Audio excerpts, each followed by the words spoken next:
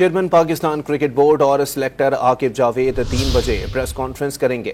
دورہ آسٹریلیا کے لیے ٹیم کا اعلان اور کپتان کا اعلان کیا جائے گا۔ محمد رضوان کو وائٹ بال ٹیم کی قیادت ملنے کا امکان ہے۔ سلمان علی آغا نائب کپتان ہو سکتے ہیں۔ چیئرمین پاکستان کرکٹ بورڈ اور سلیکٹر عاقب جاوید 3 بجے پریس کانفرنس کریں گے۔ دورہ آسٹریلیا کے لیے ٹیم کا اعلان اور کپتان کا اعلان کیا جائے گا۔ محمد رضوان کو وائٹ بال ٹیم کی قیادت ملنے کا امکان ہے۔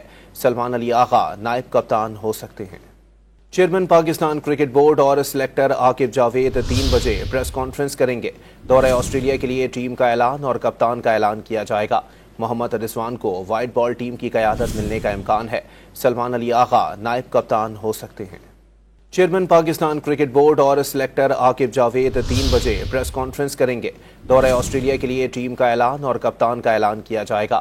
محمد رضوان کو وائٹ بال ٹیم کی قیادت ملنے کا امکان ہے۔ سلمان علی آغا نائب کپتان ہو سکتے ہیں۔